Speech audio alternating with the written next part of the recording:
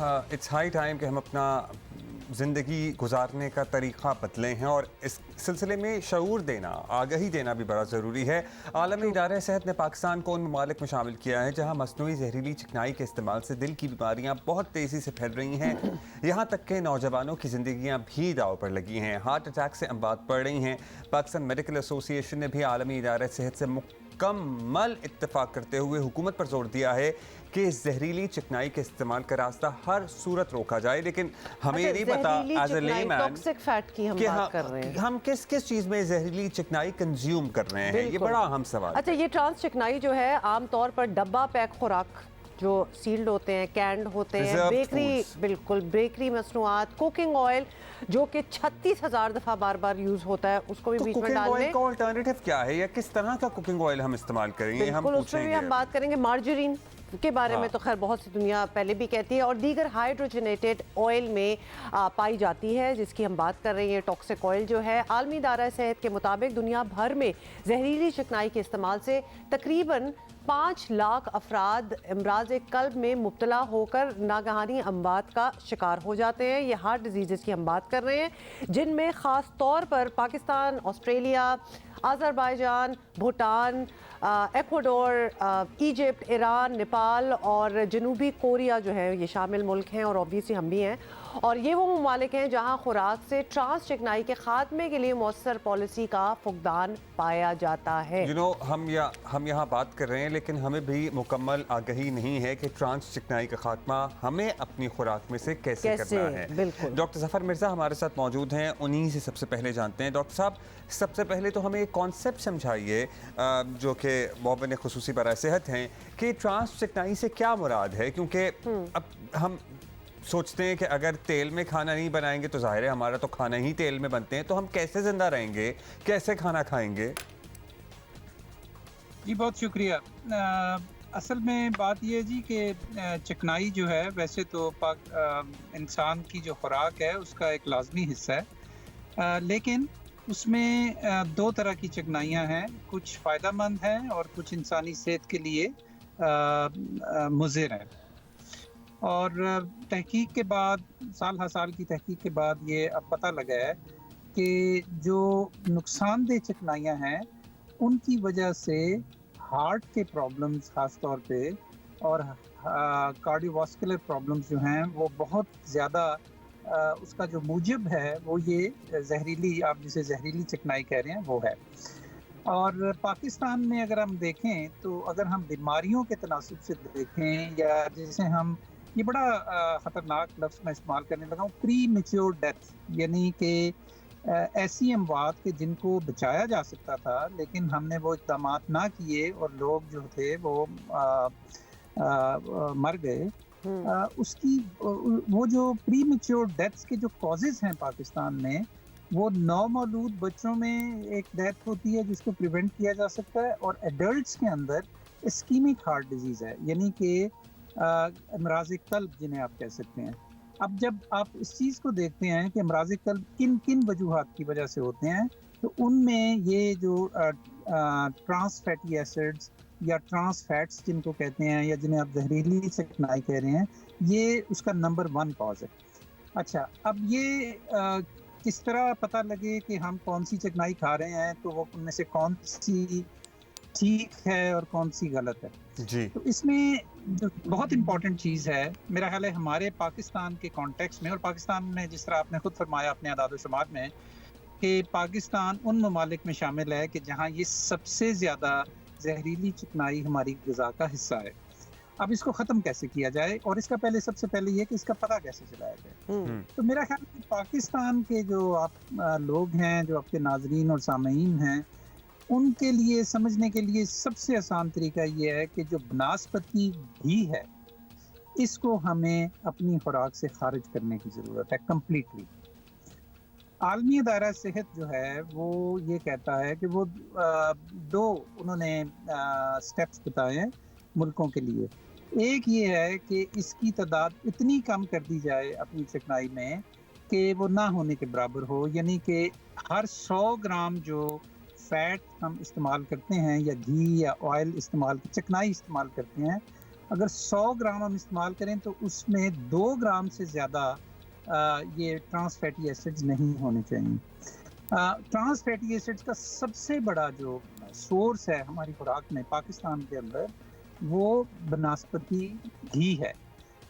तो इसका सबसे आसान तरीका ये है कि हम घी की बजाय ऑयल्स इस्तेमाल करें, और ऑयल्स में भी वो ऑयल्स इस्तेमाल करें जो वेजिटेबल ऑयल्स हैं। अच्छा, इसमें फ़ौरन कुछ लोग ये सवाल करेंगे कि क्या जी देसी घी भी हमें बंद कर देना चाहिए या जी, सिर्फ सवाल जहन में ही था बिल्कुल कि देसी घी जी, या एनिमल से जो फैट डिराइव्ड है वो हम ले सकते हैं ऑर्गेनिक। हाँ, मुझे पता था यही सवाल होगा, क्योंकि आधा पाकिस्तान तो जो है वो देसी घी को ताकत का मंबा समझता है और वो खूब इस्तेमाल करते हैं उसको।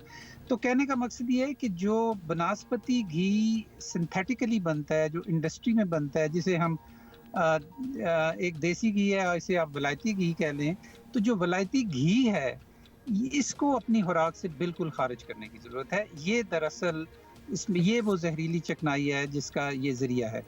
जो देसी घी है ये चूँकि डाइटरी इसका जो सोर्स है वो चूँकि दूध है, और जो हमारी ये जो एनिमल फैट के ज़रिए ये हासिल होता है, तो ये ख़तरनाक नहीं है उतना जितना कि इंडस्ट्रियल घी है। तो देसी घी इस्तेमाल कर लेना चाहिए, बहुत ज़्यादा ये भी इस्तेमाल नहीं करना चाहिए। लेकिन जो डब्बों में बंद घी हमारे यहाँ आता है, इसको बहुत सारे मुल्कों ने कम्प्लीटली बैन कर दिया है, और पाकिस्तान को भी अब इसको कम्प्लीटली बैन कर देना चाहिए।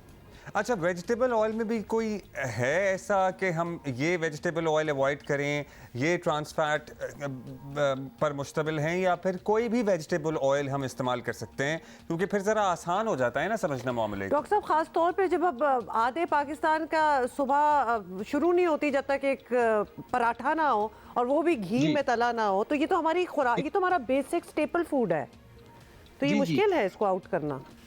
हाँ जी, आउट करना मुश्किल है, लेकिन कम करना तो मुश्किल नहीं है। तो इसको बतदरीज हमें कम करना चाहिए। पराठा जो है वो सेहत के लिए ठीक नहीं है, चाहे वो किसी भी ऑयल में बना हो। अगर खाना ही है, अगर गुजारा नहीं होता, तो बहुत कम वेजिटेबल ऑयल इस्तेमाल करके उसको बनाया जाए। पाकिस्तान, अब देखें ना, पाकिस्तान के अंदर जो ये बड़े शहरों में तो हमने क्वालिटी स्टैंडर्ड्स भी बनाए हुए हैं, और उनके ऊपर कुछ किसी हद तक अमल भी होता है। लेकिन जैसे जैसे आप गाँवों की तरफ जाते हैं या छोटे शहरों की तरफ जाते हैं, वहाँ पे किसी किस्म के क्वालिटी स्टैंडर्ड्स की कोई रिस्पेक्ट नहीं की जाती। पाकिस्तान में एक बड़ी स्ट्रॉन्ग गो के लेजिस्लेशन की ज़रूरत है, लेकिन फिर उसकी इन्फोर्समेंट की भी ज़रूरत है। तो ये बहुत ज़रूरी है, क्योंकि पाकिस्तान में इस्कीमिक हार्ट डिजीज़ बहुत ज़्यादा है। यानी मैंने आपको बताया कि एडल्ट्स में प्री मैच्योर डेथ्स का सबसे बड़ा कॉज जो है वो इस्कीमिक हार्ट डिजीज़ है। और एक्चुअली इन रीसेंट टाइम्स हम सुन भी रहे हैं, लिटरली 30s, लेट 30s के लोगों को हार्ट अटैक हो रहा है, कार्डियक अरेस्ट हो रहा है। शहरों के बाद हम ऐसे ब्रांड्स आपको मिलेंगे घी तेल के जो आपने कभी सुने भी नहीं होंगे। डॉक्टर साहब, हमारे यहाँ अगर बाहर भी जब हम खाना कभी खरीद लें जी, पकौड़े, समोसे, इस किस्म की चीज़ें, वो तेल शक्ल से ही नज़र आ रहा होता है कि वो ऑलमोस्ट डीजल बन चुका है। तो कोई ऐसा कोई फिगर भी आप हमें दे सकते हैं कि घरों में अगर तेल इस्तेमाल होता है और नेचुरली एक दफ़ा इस्तेमाल होकर फेंका नहीं जाता, तो कितनी बचा लेते हैं? ऑफ कोर्स, मतलब हर कोई बचा लेता है, तो कितनी बार उसको रीयूज़ किया जा सकता है, या फिर रीयूज़ करना ही नहीं चाहिए? असूली तौर पे तो जी रीयूज़ नहीं करना चाहिए, लेकिन हमारे यहाँ चूँकि बहुत ज़्यादा मुआशी मसाइल हैं लोगों के, तो मेरा ख्याल है एक दो दफ़ा इस्तेमाल कर लेने के बाद उसे मज़ीद इस्तेमाल नहीं करना चाहिए। अच्छा, मैं आपके नाज़रीन के लिए ये भी बताना चाहता हूँ कि जब मैंने ये कहा कि बनस्पति घी जो है इसका सबसे बड़ा सोर्स है, तो फिर हमें ये देखना पड़ेगा कि पाकिस्तान में बनस्पति घी किन किन चीज़ों में इस्तेमाल होता है।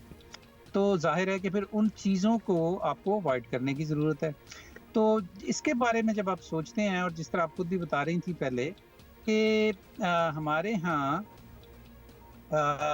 ये जो बेकरी की चीज़ें हैं जिनमें घी इस्तेमाल होता है, आपने पकौड़ों का जिक्र किया, मार्जरीन, फिर चिकनाइयाँ, जो बाज़ारी चीज़ें हैं जिनके अंदर चिकनाई इस्तेमाल होती है, क्योंकि हमारे यहाँ फूड लेबलिंग भी सही तरीके से नहीं होती और हमें ये नहीं पता होता कि ये फलानी बेकरी ने मसलन ये जो केक रस बनाया है और जिसको हम हाथ लगाते हैं तो हमारे हाथ में वो चिकनाहट लग जाती है, इसमें ऑयल इस्तेमाल हुआ है, कुछ अच्छा ऑयल इस्तेमाल हुआ है या इसमें बनस्पति घी इस्तेमाल हुआ है। तो चूंकि हमें ये पता ही नहीं होता तो इसलिए बेहतरीन स्ट्रेटजी ये है, बेहतरीन हिकमत अमली ये है कि हम उन चीज़ों को खाएं ना, उनको इस्तेमाल ना करें।